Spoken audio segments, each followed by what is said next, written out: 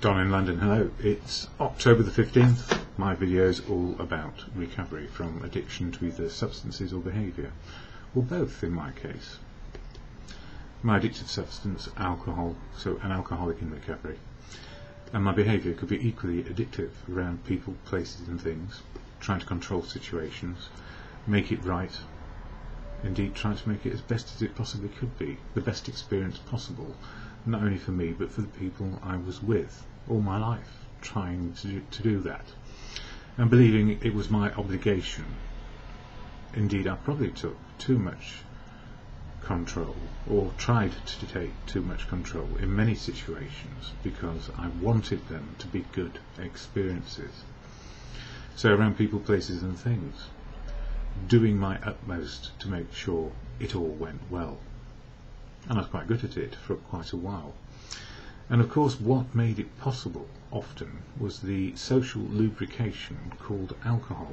And even today it's still legal and still there, and I'm glad it is, because for some people it's convivial, joyful, and it's a great experience, and I can say there were great experiences. But in the end I became dependent on my best friend, alcohol, and then I became addicted in 24/7 drinking. And it was because I didn't deal with my feelings too well, and I needed help.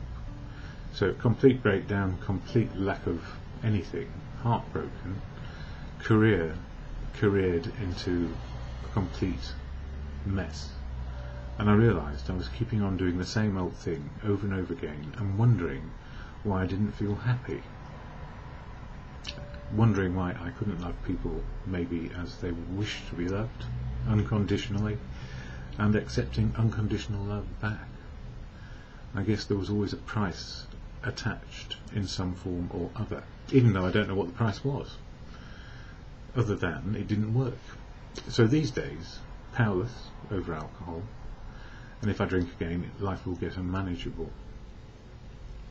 So sober one day at a time, and I needed help to do it. So I wasn't a very good student of life in regard to my own particular inside mental, emotional workings, although I seem to understand other people's very, very well. And I guess it's because of all the misery over the years and the way I rebuilt myself, coping with life in a way which was inappropriate for me. Taking the edge off with a drink, fixing myself with a drink, and wondering why drink was needed in the end to find oblivion from the horror of failure in my own eyes. But in many respects I was very successful, career and in relationships to an extent, but there was always a fear in there of not being good enough, and that fear drove me to drink more and more. And in the end it got me. So it can happen to anyone. That's what I've learned over the last few years. Anyone can find themselves in the addiction of anything around substance and behaviour, trying to be perfect, make it so, live the dream, whatever the dream may be. And more often than not, when we are trying to live a dream, that's the way it stays, because it's always ahead of us rather than living in the day.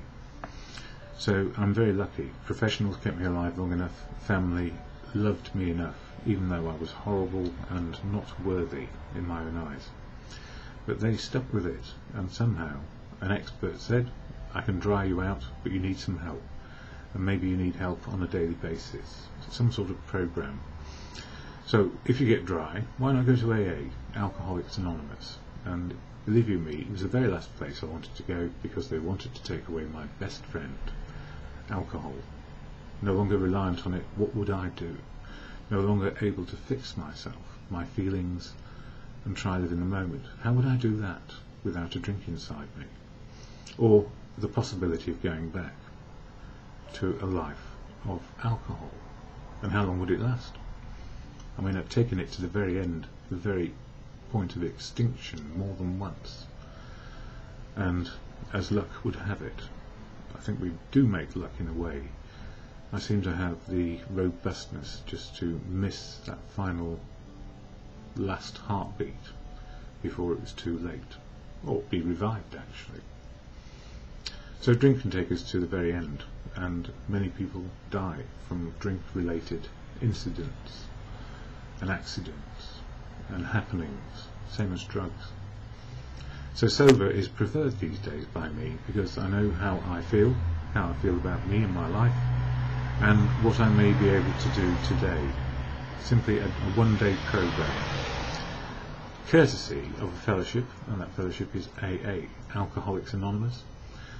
AA I don't speak for, I can only speak about me and my recovery and how it's working just as it goes along day by day. So the fellowship, I suppose, eventually a fellowship of like-minded people who prefer sobriety and not drinking to being drunk and wondering what will happen next, or being out of control to the point of madness. So how does AA help me? Well, there are meetings where what I see is what I get.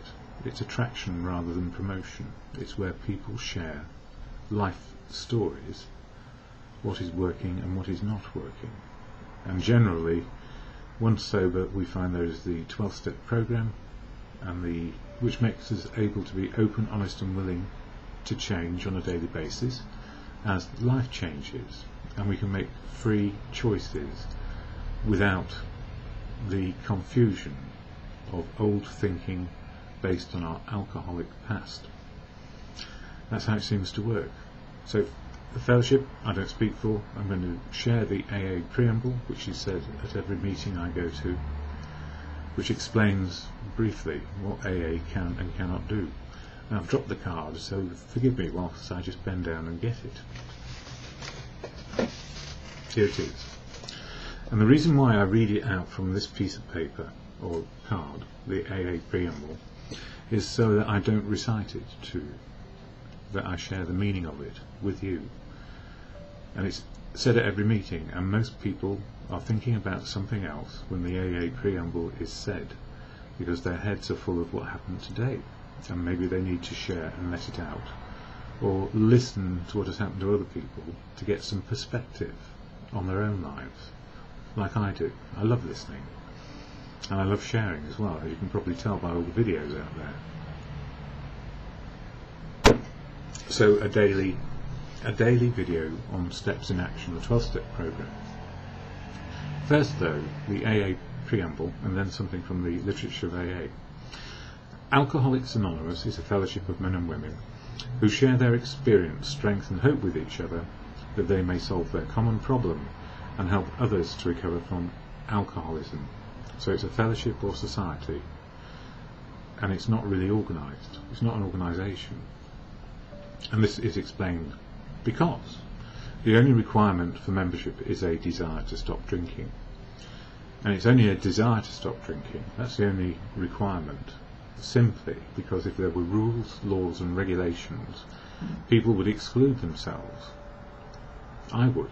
If I had to follow a set of rules, I would be stubborn, defiant and out there back in the world of either dry drunk or drinking myself to death. There are no dues or fees for AA membership, so only requirement, a desire to stop, and it's free. However, we are self-supporting through our own contributions, so we pay our own rent,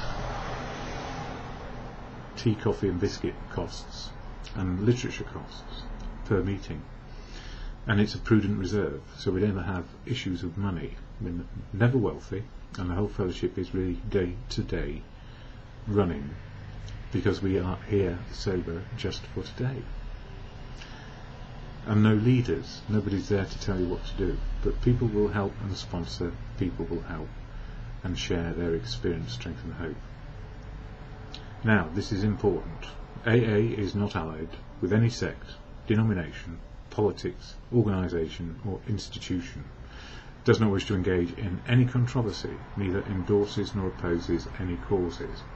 So the fellowship is not about any imposition from any other person, but every single person in AA is affiliated to something: family, society, community, politics, institutions, causes. So you'll hear all about other people's ideas and beliefs and what works for them. But it's not about you adopting their belief systems.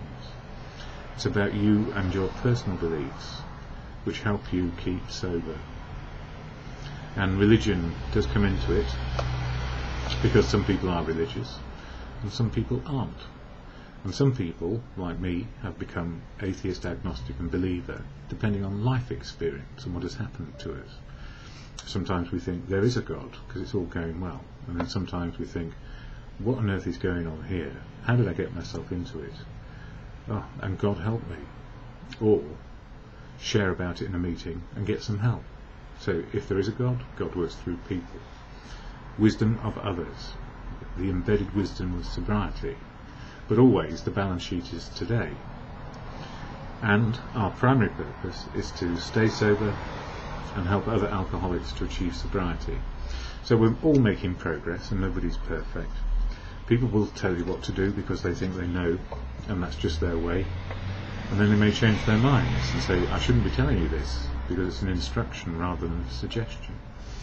Because the whole fellowship is about suggestions around sobriety. The 12-step program for me works, and I'll share about that in a minute. So Daily Reflections is one book which gives an insight into the 12 steps, which are for people, and the 12 traditions which hold the fellowship together. So this Daily Reflection book is an insight, a daily meditation, if you like, to each of the steps, 12 steps, one a month. And October is all about doing spot check inventories,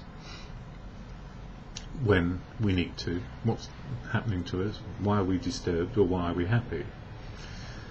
And it's an emotional spiritual program. So if it's an emotional program, it's about feelings. And I do believe emotions and feelings are very, very real.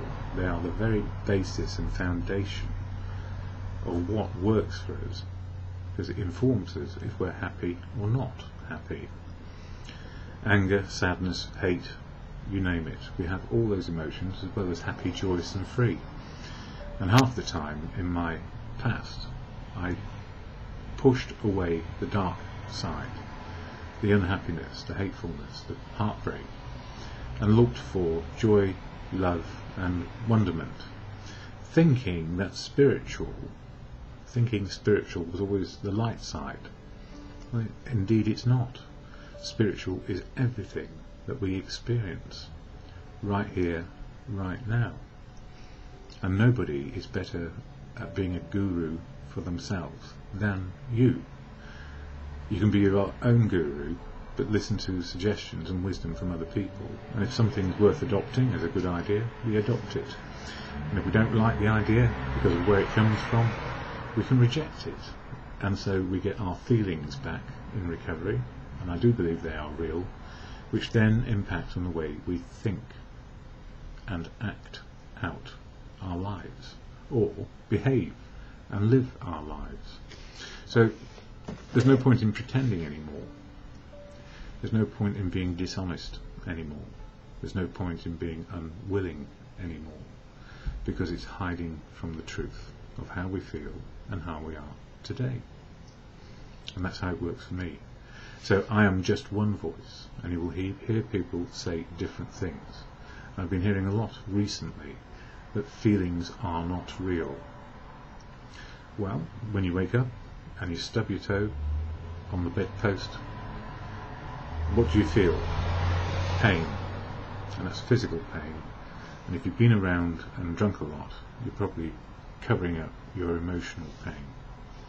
So if we push it away seeking joyfulness without dealing with the issues, then we are in old thinking and not feeling right in the moment of now, which is where everything happens. Emotional and spiritual well-being. That's what the program's there for. It's not about a thinking I am spiritual program and I'm making progress which is better.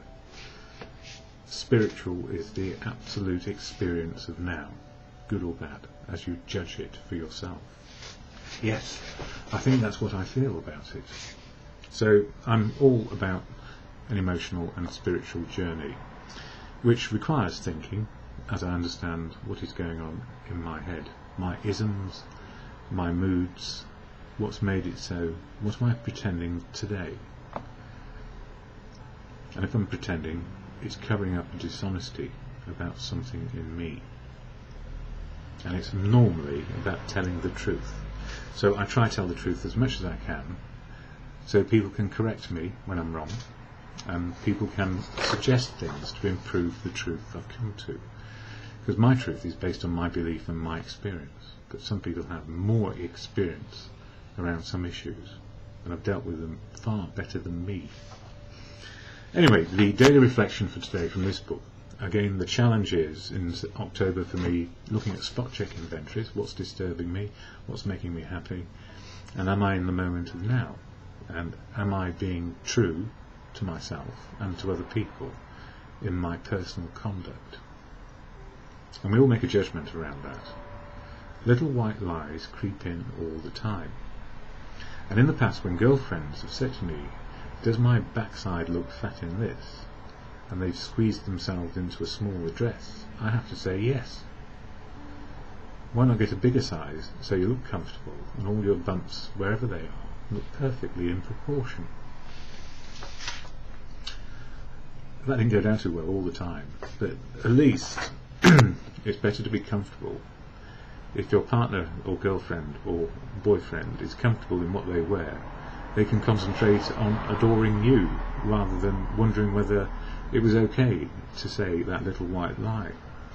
So that people look at them and wonder, why are they bursting out of their clothes? Have they not been on a diet recently? I mean, that's just a very simple example, but the way we feel and our appearance will impact on our mood. So better to wear a larger suit in my case, or a larger dress, so all the bumps, or wherever they're supposed to be, are equally proportioned and not out of whack. As Steve Martin once said in a film, what was it called? Dead Men Don't Wear Plaid. Very funny. Yes, that's a long time ago though. See, I'm showing my age. Anyway, daily reflections for today.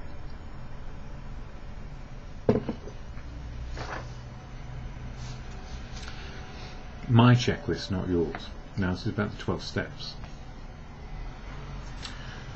Gossip barbed with our anger, a polite form of murder by character assassination, has its satisfactions for us too.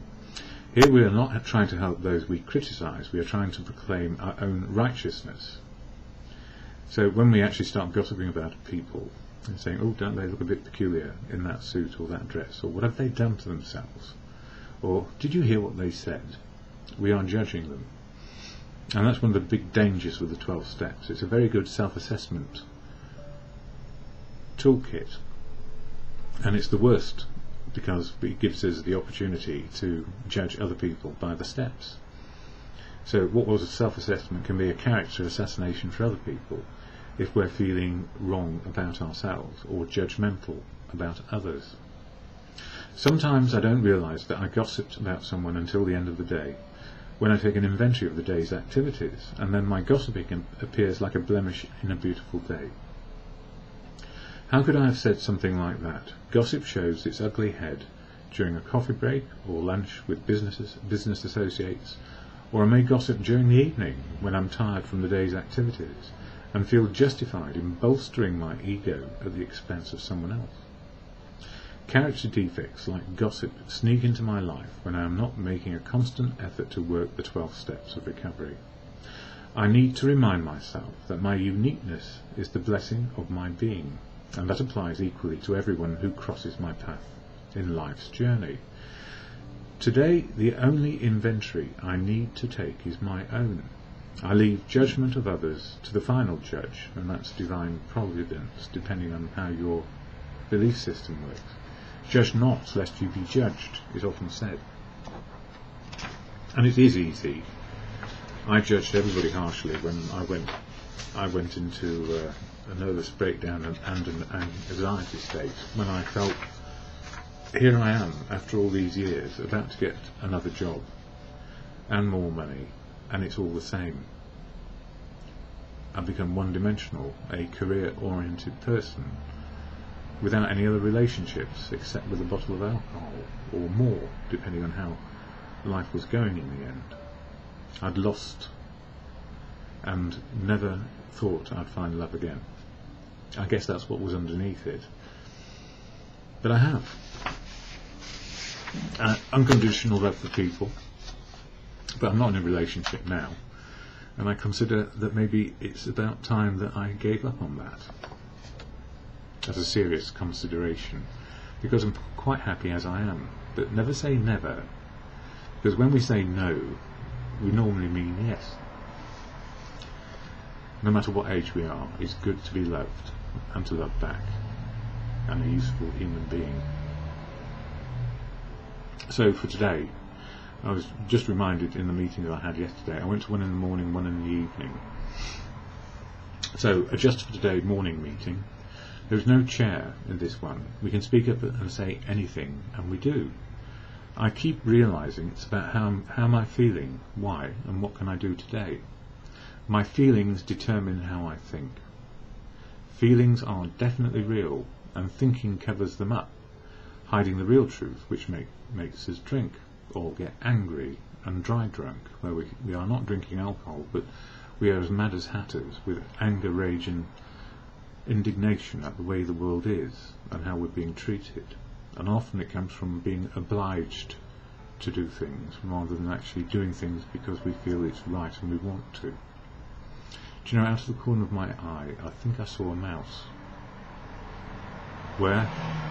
Well, there aren't any stairs, but it's right over there, I think. I've had a mouse problem this week, and it's because of the cold, and it's because I left a loaf of bread out earlier in the week, so they've all been in to see if there's anything more to get. And it's disturbing, but it makes me laugh at the same time to have a mouse just walk across. Blimey. Anyway, the second meeting last night, a Courage to Change meeting, brilliant chair, reminders that once we put down the drink, then recovery starts to deal with our emotional and spiritual sobriety. That's the 12 steps. We don't think our sobriety. We feel sober in the moment of now, which is emotional spiritual. We feel sober in the moment of now, and then we consider what we can do with courage to change today, and that's what it was all about. And you know, in some of these meetings, we have situations where we suggest that it's a big meeting, so maybe just the 3-minute rule, and then I'll wave my flag at you, please. And not me, but the person, the secretary who is running the meeting, will wave a little yellow card and say, please wind up, so that the next person has a chance to speak. And you know, there's about 50 or 60 people there last night, so not everyone's going to speak. And I did share pretty much what I just said. It's great, emotional, spiritual, get that sorted, and then I can wonder what to do next, utilising the 12 steps, knowing my feelings in the moment of now, what to do. And it can be anything. So I shared all that, and it just took about 1.5 minutes, I guess, 90 seconds, which is still a considerable amount of time to just speak up without it being rehearsed.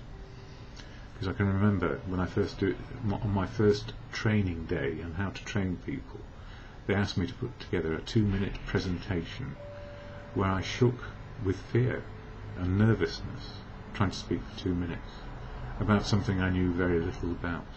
And it was all about how to present rather than the content.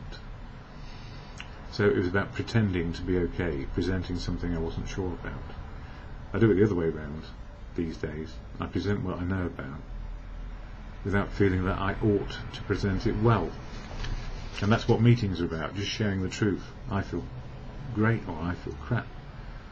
But with the 3-minute rule, and when some people are angry that they get waved at, they complain that it seems I always get the yellow card about 1 minute sooner than everybody else, which was said last night. And of course that's not true, but it feels that way.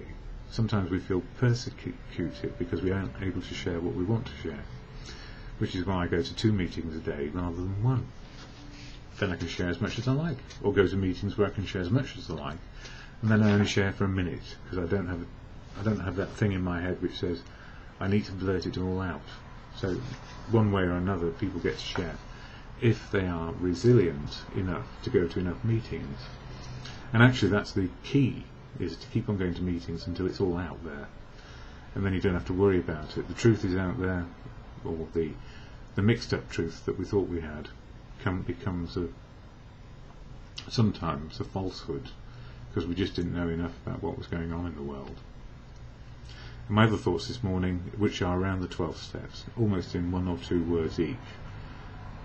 I need to remind myself why I am powerless, why I can become insane, why I need to let go of old thinking, why I needed to share my life story, sharing day to day the old behaviours, what might get in the way, the fears, and the new behaviour around faith. I made a list of my amends and was willing to make them. I made amends where I can, and there's still some to do. Spot check inventories about today's behaviour, meditate about what happened today and be grateful, and sometimes, for those who like prayer and meditation. And step 12 is about sharing the message. So in a nutshell, in several words, the whole 12 steps can come together.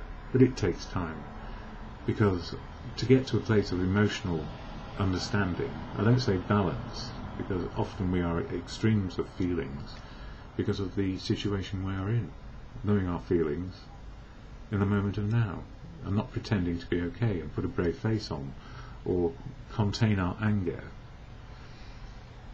too much. If you're feeling angry, say, I feel angry about the situation, but not necessarily about you, and I need to work it out.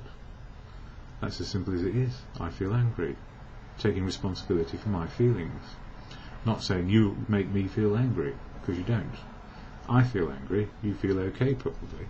Or if we're both getting angry about something, we can say, listen, we're both getting angry about this, but I don't know why. What's the big deal? And can I walk away from it?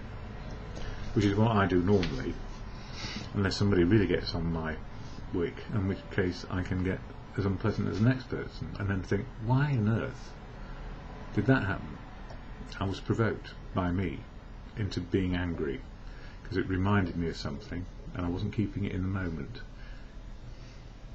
I need not be angry if I walk away. Or I can be angry and walk away and not make it worse. Or I can stay angry, go back and punch him on the nose. Or I can imagine that I did that and walk away.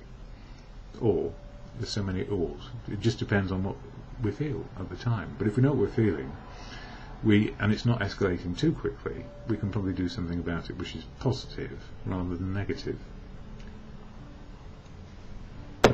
Unless you're the Defence Secretary of the UK, in which case you've left yourself in a place of denial, you don't believe you've done anything wrong, and it's verity wrong, or his best friend. Something was up there. Not on a personal friendship level, but there was just something up with the relationship and how it all panned out. Obviously not very well, as we now have a new Defence Secretary. Served him right, actually. That sort of level of denial. If you have that in a Defence Secretary, what the blinking heck is going on in government? Well, I know already, look, I can go into this for hours, but I've just realised it's nearly half an hour.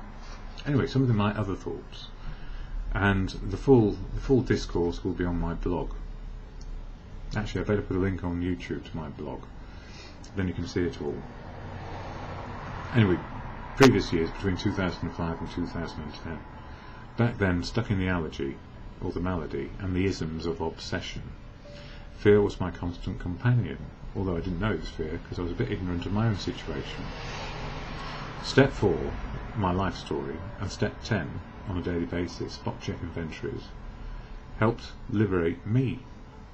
Step 4, clearing the wreckage of the past. Step 10, to help me with my daily wrecking abilities. Fear is now most often replaced with humility, and humility is simply saying it's okay to keep on learning. And when people say, surely you should know how to do this by now, I say, no, it's not in my life experience. I've had lots of life experience, but not of this situation. I don't know how to handle it. And then I feel better.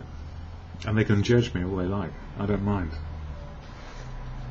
If I haven't learned it in life experience because it hasn't happened to me, I don't expect me to be good at it.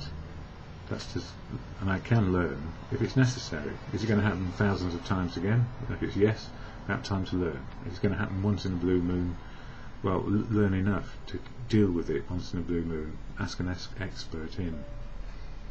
A bit like mice, wherever they are. And I'm going to do one more. My checklist, not yours, is so important. Often we can utilise our newfound recovery toolkit to see our own situation and improve our outlook. As we become good at seeing our own situation, we can see how others may improve their outlook too, which makes us judgmental.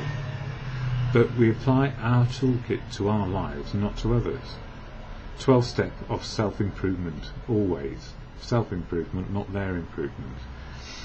And one of the things, just mentioning, the person who did the chair yesterday said all through their drinking they read self-help books, which is other people telling you how to be self-helping. And often they may have great ideas, but normally they have one deficit when it comes to recovery.